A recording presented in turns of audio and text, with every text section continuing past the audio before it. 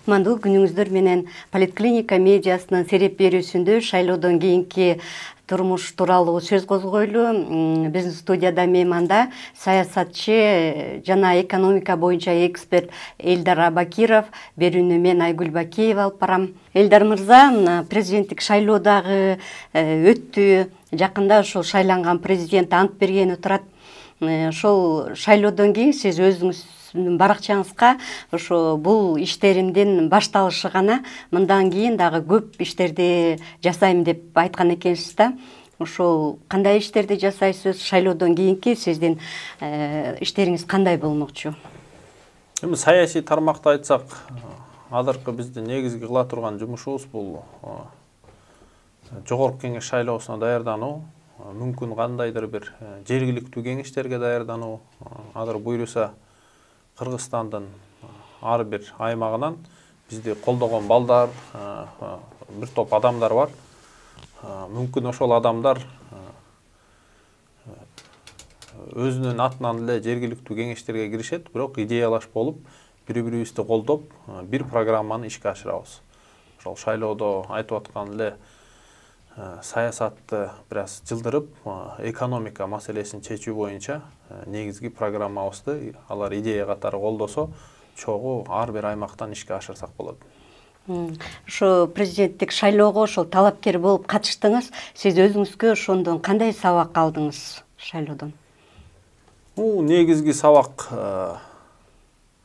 биз элди кыдырып жүрдүк да, толугу менен Кыргызстанды кыдырып чыктык. Албетте ойдогудай бардык мындай көп жерде көп адамдарды чогултканга мүмкүнчүлүк болгон жок, бирок таксисттер, базардагылар, мал базардагылар, кандайдыр бир жерге да бир топ элдер чогултуп чогулуш өткөздүк. Бир саат ар бир эл менен баарлашса, эл менен бийлик бири-бирин абдан сонун эле түшүнсө болот экен. Албетте бул жерде алдын ала суроо даярдап, сүйлөй тургандар даярдаган бул туура эмес. Болгонун болгондой сүйлөшсөң, эл менен тил табышат экенсиң. Мен ойлодум, эгер шайлоого кененирээк убакыт берилгенде, мүмкүн же каражат көбүрөөк болгондо, ошо эл чогултканга, анан бир жылуураак, жана өтө суук учурунда болбоду шайлоочу. Жылуураак мезгилде өткөндө, бир топ эле эл менен баарлашып, мындан дагы жакшы жыйынтык алганга мүмкүнчүлүк болмок. Анан элдин көйгөйүн түзмө-түз сүйлөшүп угуп келдик. Ошол мааниси. Сиз Баткенге барганда ошо чек ара маселесин да көтөрдүңүз да. Ошол чек арадагы жашоо кандай экен? Деде мындай да, эгер мен бир бийлик бутагында иштеген бир жетекчи катары барсам, жөн эле адам катары барып көргөндөй көйгөйдү көрө албайсың да. Анткени бийлик барганда ошо бийлик келтат деп ошого карата кандайдыр бир даярдануулар болот. Мындай чындыгында ситуация кандай экенин жөнөкөй жаран катары барып кыдырганда жакшыраак көрсөң болот. Ситуация жалпысынан аркы лейлек тарапта ошол кулумдуу, агарык, жаштык, алга деген максат деген айылдар бар. Ал жерде эң негизгиси чек ара тактал элек да. Бирок жалпысынан тынч эле, кез-кезде болуп турат экен. Бираз тиреш үйлөр. Бирок үйлөр жолдун бул жагы тажиктер жашайт экен, бул жагы кыргыздар жашайт экен. Чек ара толук белгиленген эмес. Бир топ мындай спорный участоктор бар. Берки Көкташ тарап Курчурак, ошол жерде жана Абдурайым деген атанын үйүн өттөп кетишкен. Бирок ордуна жакшы жаңы үй курулуп калыптыр. Мындай үйдүн терезесинен уже Тажикстанга карап турат экенсиң да. Бир үйдүн бир жагы Тажикстан. Мындай терезеден уже Тажикстан деп саналат экен. Ошол жерде огороддор. Анан ошол жерде бир 17 гектарга жакын жер мурун Кыргызстанга карачу экен, кийин тиги Тажикстан тарапка өтүп кетти деп бир топ көйгөйлөр бар экен. Кыскасы, бул жерде Тажикстан деле, ошол Өзбекстан деле, ошол жана Үңкүртөө, Аксы Кербен жакта кыдырып келдик да. Эми биз бири-бирибизге душман эмеспиз, биз коңшу элбиз. Менталитетибиз да окшош, динибиз да бир. бул жерде бир туура тил табышып, бул чегаранын маселесин чечип, анан жанагы Европа биримдиги сыяктуу чегараны бекиткенден кийин ачык соода аласа бересеге өтсөк, ар бир өлкө мындан упчудай да. Келечекте мен ойлойм ушуга барыш керек. Чегараны толук жакшылап бекемдеп туруп эле бири-бирибизди байыткан ушундай жакшы коңшуларга айланышыбыз керек да. Сиз да ушу жолугушууларда айтып кетпедиңизби? Ар бир аймакка ошол жумушчу орундарын түзүп, анан кайсы аймакка эмнелерди ачса болот депчи. Анан ошолорду мисалы ачууга инвестиция каяктан келет, кандай болуп ишке ашышы керек? Эми ошол эле Лейлек району менен Баткен районун айтсак, ал жерде 400 канча деген километр чегара мындай спорный да, такталды элек. Ал жерде товарлар, контрабанда каалагандай ары бери жүрүп турат экен. Жана кичирээк көчөлөрдөн портер менен ташыйт экен, чоңураак жолдордон чоң машинелер менен ташыйт экен. Ошо күйүүчү майлар дагы биз тараптан барып, чегарадагы май куюучу станцияларга куюлуп, бирок ошол жерден көбүнчө Тажикстан тарап алып кетет экен көп. Ошол эле тактай Россиядан бизге келет экен. Ошо Тажикстан тараптан эми бул жерде караш керек да, мына Лейлек район, Баткен район. Бул жерде жалпы Баткен областында 500 миңден ашык калк жашайт. Ошол Лейлек районунда 150 миң, Баткен районунда бир 150 канча миң. Аркы Ходжант тарапта Тажикстан, мына Кулунду айылында бир 15 километрге жетпей Ходжант деген шаар бар. Ходжант обласы. Ал жерде 3 миллион, 5 миллионго жакын калк жашайт. Негизи Фергана өрөөнү 10 миллиондон ашык калк жашайт. Дүйнөдө эң тыгыз адам жайгашкан жерлердин бири да. Ошол Лейлек району менен Баткен району менин оюмча ачык, эркин аймагына айландырсак, биз көп тараптан утабыз. Кайсы тараптан утабыз? Биринчиден, ал жерде эркин соода жүрө баштайт. Эч кандай бажы төлөмсүз, салыкты төлөктүрбөй, каалагандай товарды алып келип, алып кеткен бир система түзөбүз. Анан берки Баткен районунан бери келатканда Ак Турпак деген көпүрө бар экен. Анан аркы Айдаркен жагында дагы бир көпүрө бар. Ошол жерден бажы көзөмөлдү ошол жерден койсок, биз биринчиден контрабандадан кутулабыз, бюджетибизди бекемдейбиз. Экинчиден, ошол эки аймакка эркин соода жүргүзгөнгө болгон шарттарды түзүп берсек, ошо бүткүн Фергана өрөөнүнө, анын ичинен ошо Ходжант областына дагы бүт кыргыз тараптан соода кылганы келишет. Эл байыт, жергиликтүү эл. Анын аркасынан өндүрүш ачканга да кызыккандар көбөйөт. Анткени кандайдыр бир чийки зат же даяр товарды чыгарып атканда же жабдыктарды алып келип атканда эч кандай тоскоолдук болбойт мыйзам тараптан. Ошондуктан биз эки жактан утабыз. Биринчиден бюджетти контрабандадан коргойбуз. Экинчиден жергиликтүү элди байытканга шарт талаптар түзүп беребиз. Жалпысынан жумуш орундарды кантип түзөбүз? Негизи жакшы бир сөз бар да, бай болгуң келеби дегенде, ооба дегенде, бар нерсеге шүгүр кыл, бай болосуң деген нерсе бар да. Колубузда эмне бар? Ошону жакшылап карайлы. 20 жыл, 25 жыл тарыхыбыз бар. Дордой, Кара суу, соода. Ошол жерде миңдеген соодагерлер бар. Мен бир 4-5 соодагерди тааныйм, чоң өндүрүш фабрикаларды ачты. Ошол бир бала 10-15 жылдан бери бут кийим сатып, Дордойдо. Анан кийин караса, атасы сата берген, баласы сатыша берген, жардан бери бала чоңойду, байкады. Эмнеге биз бул бут кийимди бияктан чыгарбайбыз? Эмнеге биз болгон акчаны сатып кайра сыртка чыгып кетет акча? Биз ушул өндүрүш ачып көрбөйлүбү деп, башында бир $400 миң жакын лизингке жабдыктарды алып, кийин дагы бир канча $2 миллион жакын италиялык оборудование алып, чоң бут кийим фабрикасын ачты. Кобулер дегенде?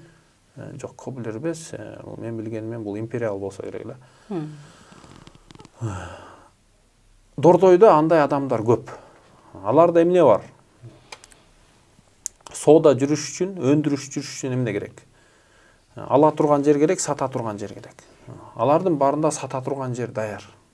Ала турган жер көбүнчө сыртта фабрикалардан алышат. Ошол фабриканы Кыргызстандан аларды куруп бергенге жардам берсек, Кыргызстанда өндүрүш бутка тура баштайт. Жүздөгөн ошондой фабрикалар ачыла баштайт.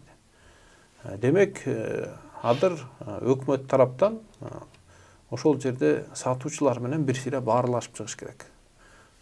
Ушул нерсени канча жылдан бери сатып атасың? Муну Кыргызстанда жасаш кыйынбы же жеңилби? Жасаш үчүн эмне керек? Мүмкүн сага бир узун мөөнөттүк насыя керек. Бүгүн кандайдыр бир өндүрүш аймактан сага бир помещение бөлүп бериш керек. Же жана башка инфраструктура бөлүп бериш керек деп, ошондой бир жүздөгөн ишканаларды Кыргызстанга ачсак болот. Ошо Караколдо дагы ошо лыжа базасын дагы бир экөөнү ачса болот деген деп айткан турбайсызбы? Эме бул жерде лыжа тепкендер биринчиден Кыргызстандын өзүндө көбөйдү. Азыр кайсы жерге барба? Мына азыр балпылдап кар жаап атат эшиктен. Мен лыжа базанын ээлери кубанып атышат. Дагы бир ай буйруса сонун сезон болот депчи.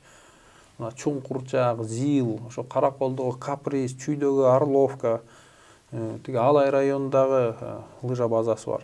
Каяка барба очередь. Ошо Капризге, Каракол лыжа базасына мен бардым.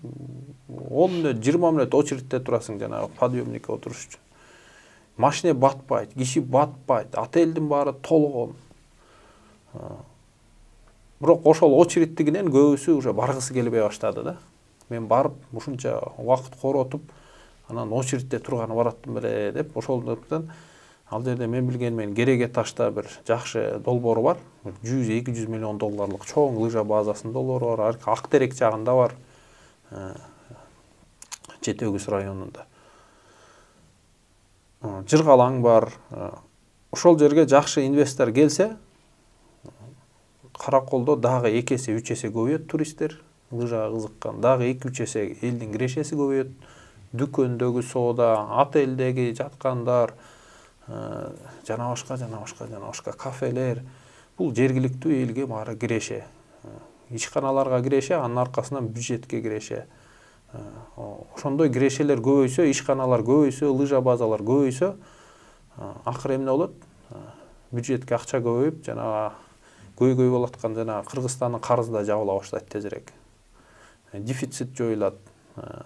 Кыла турган чыныгы иш ушул да. Мигранттар дагы ошол башка чет мамлекеттерге мындай эшелондоп жөнөтүш керек деген да пикирлер айтып атпайбы? Ошентип жөнөтпөй эле анда ошол жумушчу орундарын түзүүнү күтүп туруш керек турбайбы? Негизи мындай нерсе бар да. Мен тамеки чегип, сизге тамеки чекпе дегенге акым жок. Мен өзүм ошол ишти кылып атам да. Андан сен бирөөгө мигрант болуп кет. Сен биринчи өзүң кет. Өзүң барып мигрант болуп ошакачы. Анан башкаларга айт да, силер да мигрант болула депчи. Бул мындай биздин Кыргызстандын мындай жакшы адамдын ой жүгүртүүсүнө туура келбеген сөздөр да. Мигранттын жашоосун мен деле 10 жылдан ашык мигрант болдум. Башында катуу кыйналасың. Кээ бирлер ошол жерде жүрүп ар дайым эле кыйналып жүрүшөт. 10доп, 20лап, 30тап квартираларга жашашат. Далай үй бүлөлөр талкаланат. Бала чакасы ата энеси чоңойот. Мына азыр 100 миңге жакын бала ушул Кыргызстанда ата энеси чоңоюп аткан деген статистика бар. Ал бала убагында мээрим көрбөйт. Мээрим көрбөгөндөн ким болот? Детдомдо 70-80 балдар ата энеси бар экен, бирок ата энеси мигрант сыртта. Бала чакага зомбулуктар болуп атат. Ата энеси туугандарына калтырып коюп, кошуналарына калтырып коюп, болду. Мындай ойбого келбеген ыплас жаман нерселер болуп атат. Мындай сүйлөгөндө сөздүн ар жагында эмне жатат? Кайсы адамдын кандай өмүрү жатат? Адам ойлонуп сүйлөш керек да. Биз ошол бала чака үй бүлөсү менен ушул жерден чоңоюп, ушул жерден Кыргызстанды байытып, өзү бакубат жашаган шартты түзүп беришибиз керек. Сиз айткандай жумуш ордун ушул жерден түзүп бергенге болгон аракетти көрүшүбүз керек. Ошого каршы турган, бөгөт коюп аткан ким адамдар болсо, мыйзамдар болсо, ошонун баарын жокко чыгарыш керек. Ошонун үстүнө негизи иштеш керек. Ушул коңшу мамлекеттер менен аласа бересе де Казакстан болобу, Өзбекстан, Тажикстан, Кытай, башка өлкөлөр болобу, негизги приоритетти Кыргызстанда жумуш орун көбөйүш үчүн эмне кылыш керек деген муну база катары көрүп, ошонун тегерегинен ойлонуп, анан жыйынтык чыгыш керек да. Ошондо миграция азаят, жумуш орун көбөйөт. Ушул жерден өзүбүздүн элибиз, өзүбүздүн жаныбызды багып, Капитал деген китепти окусаңар, ал жерде мындай нерсе бар. Грешия кантип пайда болот? Товар, акча, жумуш, кайра товар чыгып, анан ошол жумуш квалификацияланган күчтүү жумушчулар чыныгы грешени ошолор пайда кылат. Биздин эң күчтүү катмарыбыз, жумушка жарай тургандар сыртка кетип атса, ошол өлкөлөргө негизги грешени алып келип атышат. Эгер биз ошолорду ушул жерден жумуш орун түзүп, ушул жерден кылсак, биз Кыргызстанда грешени көбөйтүп, Кыргызстанды байытабыз. Мигранттар салып аткан акчадан көбүрөөк түзөт да. Ал ошол 2-3 миллиард доллар салып атса, ал ошол өлкөлөрдүн экономикасына андан 2-3 эсе пайда алып келип атышат. Ошол 2-3 эсе пайданы Кыргызстанга алып келсек болот. Бирок ошолорго кантип жумуш орун түзүп, кантип инвестор тартып, кантип технология тартып, кантип билимдүү кадрларды өстүрүп, ошонун үстүнөн ойлоnuш керек. Кыргызстандын өзүнчө ошол экономикалык мындай стратегиясы болуш керек, Экономика стратегиясы өчө жөнөкөй. Канча жумуш орун түзө алдың, канча салык төлөй алдың деген база бар. Анан ошонун тегерегинен калганын ойлоно бересиң. Ага технология байланат, ар бир тармакка жараша өзүнүн ыкмалары бар. IT тармакка өзүнчө ыкма, туризм тармагына өзүнчө, өндүрүшкө өзүнчө, кең байлыкты казуу тармагы өзүнчө, инфраструктуралык объекттерди куруу өзүнчө, ГЭСтерди куруу өзүнчө, ошол эле медициналык туризм деген бар, билим берүү туризми бар. Ар бир тармакка өзүнчө ыкмалар бар. Бирок база бул Кыргызстанга жумуш орун көбөйтүү, бюджетке салыкты көбөйтүү. Бирок экөөнү бир алып кете албайсың. Биз биринчи жумуш орун көбөйтүп, өндүрүштү технологияны көбөйтсөк, анын аркасы менен бара-бара салык да көбөйөт. Сразу эле барып келген инвестордон сен салык төлө десең, анда инвестор качып кетет. Аны дагы өзүнүн ыкмалары бар сүйлөшө турган. Салыктан бошотуп, биринчи убактарда. Сен бутка тургуча сага жеңилдетилген салык системасын сунуштайбыз, бирок бутка тургандан кийин уже эл катары төлөйсүң. Сиз ошол президенттин тегерегинде дагы ушундай прогрессивдүү, ак ниеттүү адамдар болуш керек деп айткан экенсиз да. Анан азыркы мына шайланган президенттин айланасында ошондой жетекчилер, ошондой адамдар тартылат деп ишенесизби? Эми ишенгим келет. Эгер азыр мына 3 революция болду, өйдө ылдый болду, азыр 21-кылым. Азыр эмне кылып ийсең, мындай айтканда, тиги бир жерден шамал үйлөп, чөптүн башы ийилсе, 1-2 саатта бүт Кыргызстан билип калат анычы. Азыр ушундай заман. Facebook, Instagram, TikTok, WhatsApp, Telegram, бүт маалымат ушундай тез тарайт. Ошон үчүн эл азыр кайрап турат бийликти. Кандай кадрларды алат, алар эмне иш кылат. Мына кечээ инаугурация боюнча бир күн шаарда тыгын боло баштады эле, эл сразу реакциясын берди. Анын аркасынан сразу бийлик тарабайт деп болду, андай болбойт деп. Акчасы боюнча дагы да. Акчада маселеси, ушу жол тыгын маселеси. Эми чындыгында Бишкекте эртеден кечке пробкада турат элдер. Бирөө ошол бул точкадан бул точкага жетирип, жетек жумушумду бүтүрүп, жумушумду тезирээк бүтүрсөм, анын аркасынан көбүрөөк киреше болот, көбүрөөк салык төлөнөт. Жана башка. Бул шаарда тыгын кылгандын ордуна тыгынды жок кыла турганын үстүнөн ойлонуш керек бийлик. Анан жанагындай мамиле албетте элге жакпады, бирок бийлик ошого реакция берип аны токтотту. Азыр ар бир маселе боюнча ушундай мамиле болот эл тараптан. Ошон үчүн кандай кадр кылат, эмне иш кылынат, эмне иш кылынбайт, баары карап турат. Референдумда өттү, мына президенттик башкаруу формасын тандады эл. Анан сиз ошол башкаруунун кандай формасы болсо деле биздин турмушубуздагы жанакы көйгөйлөр, жумушсуздук, чек ара, мигранттар, бюджеттин дефицити, мына ушул маселе кала берет деп айтып атасыз да, Эми азыр Европадан болобу, башка өлкөдөн болобу кыйын эксперттер чакырсаңар, биздин мыйзамдарды карайт, мыйзамыңар сонун экен дейт. Бизде мыйзамда маселе жок. Маселе ошол мыйзамдар ишке ашып атабы, ошо иш кылынып атабы, же жөн эле мыйзам жазып коюп, аны баарыбыз карап отурабыз, же ошо мыйзамдан бузуунун жолдорун издешет көбү тилекке каршы. Демек, маселе мыйзамда эмес, маселе конституция эмес, маселе иштей турган адамдарда да. Парламенттик система менен деле сонун иштесе болот, президенттик деле система менен сонун иштесе болот. Бирок парламенттик системаны мага эмнеси жагат? Жылдын аягында президент болобу, премьер-министр болобу, парламентке отчет берип турат. Муну кылдым, кыла алдым, муну кыла алган жокмун, жана башка. Ал эл ошону көрүп, телевизордон баарын көрүп турат. Муну кылыптыр, муну кылбаптыр. Анан жылдын аягында кылган иштери жакшы болсо, колдойт парламент. Дагы иште жакшы. Жок, иштей алган жоксуң, кет жумуштан. А президенттик системада ошо 5 жыл, 6 жылга канча мөөнөткө отурса, ал жакшы иштесе да, жаман иштесе да, легитимдүү механизм жок аны жумуштан кетиргенгечи. Ошол да минус. Мына сиз деле бир ишканада иштеп атасыздар, жумушчуларды жумушка аласыз. Жумушуна ыраазы болсоңор, иштей беришет туурабы. Наразы болсоңор кетиресиңер.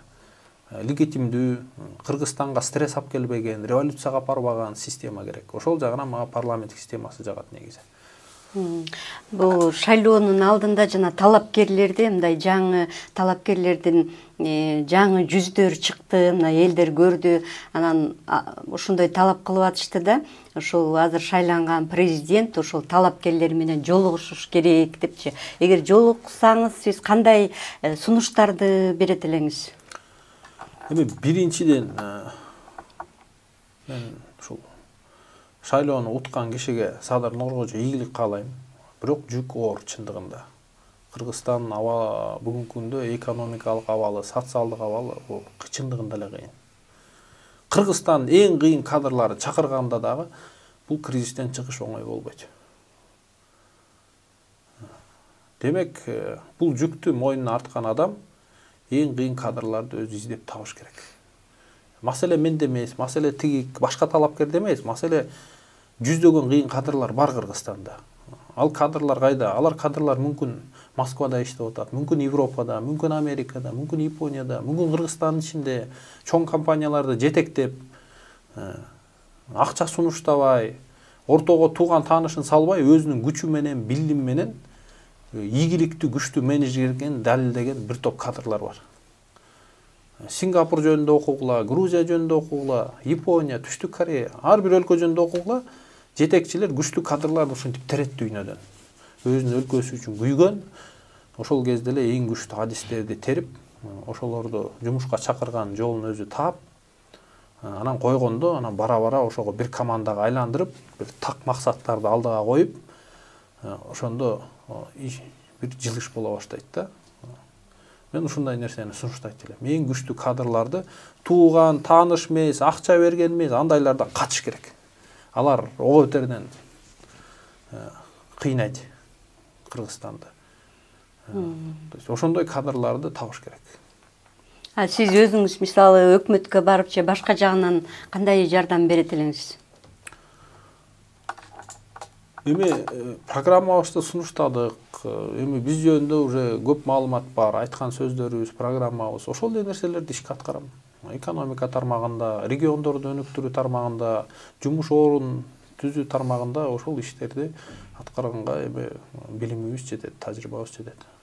Жана экономикалык мунапыс боюнча, мыйзам боюнча дагы сиз бизге маек бердиңиз эле, ошондо сында өттүңүз эле, ошондон бери мындай ошого кандай кошумчаларды айтат элеңиз? Ошол сиз менен болгон маектен кийин дагы бир-эки жерге берген, биринчи радиого, дагы бир жерге берсем керек эле. Алар ушул программаларды карап өзгөртүп салышты толугу менен. Жана башында бир айда мунапыс болот, мындай тигиндей деген нерсе болгон жок. Биз айткандай бир жылдык нерсе болду. Коррупционерлерди мыйзамдан сыртка чыгарды, ишкерлерди эле калтырды. Ал нерсе чындыгында кылынды. Эми билбейм, мүмкүн бизди карап мындай жыйынтык чыгардуу же өзүлөр талкуулап жыйынтык чыгардуу, бирок реакция болду. Экинчиден, ал жерге жетишпеген нерсе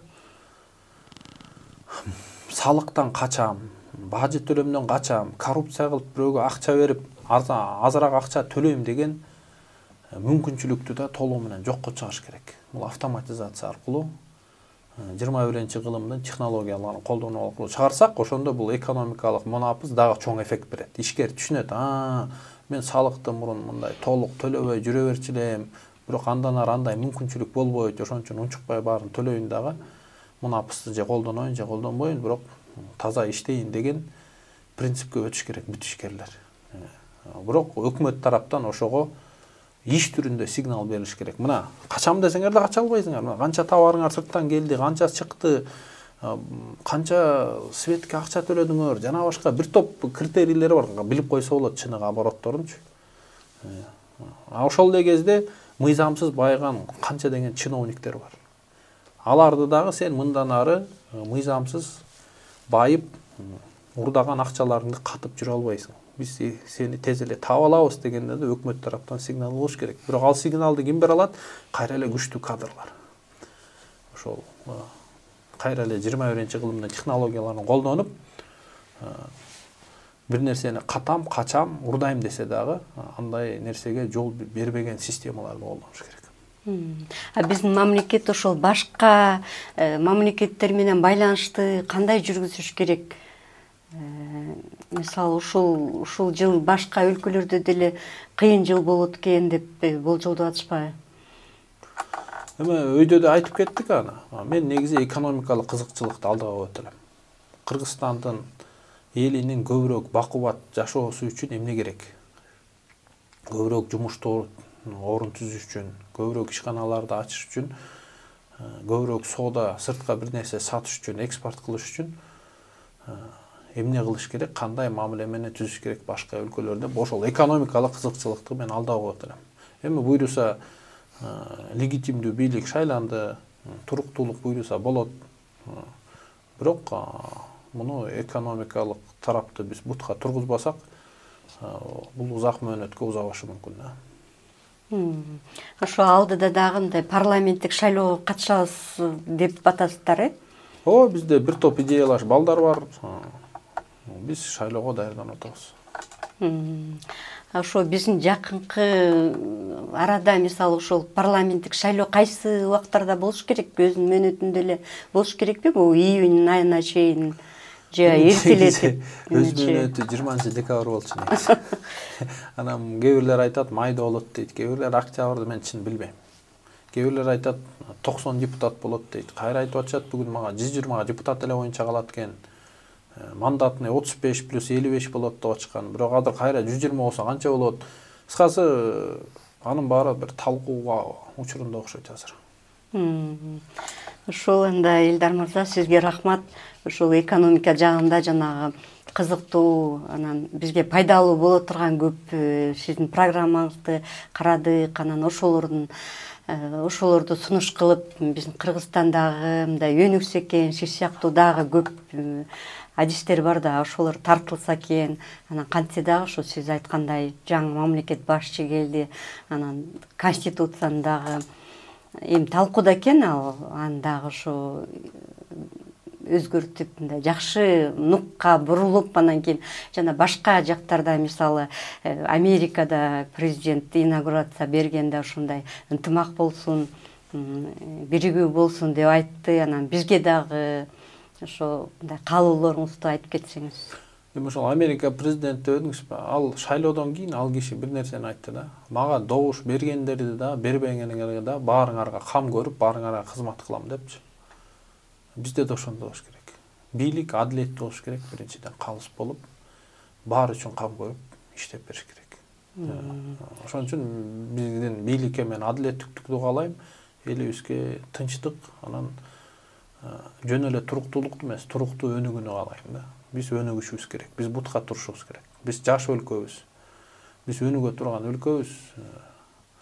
Өнүкпөгөнгө шылтоо издебей, өнүккөнгө шылтоо издеп, бутка туруп өнүгүшүбүз керек. Сизге рахмат. Кымбаттуу окурмандар, көрөрмандар, Политклиника медиасынын сереп берүүсүндө саясатчы жана экономика боюнча эксперт Элдар Абакиров болду. Биз ушу шайлоодон кийинки Кыргызстан турмушу, алдыдагы жасай турган иштер тууралуу сөз козгодук. Программаны мен Айгүл Бакиева алып бардым. Саламатта калыңыздар.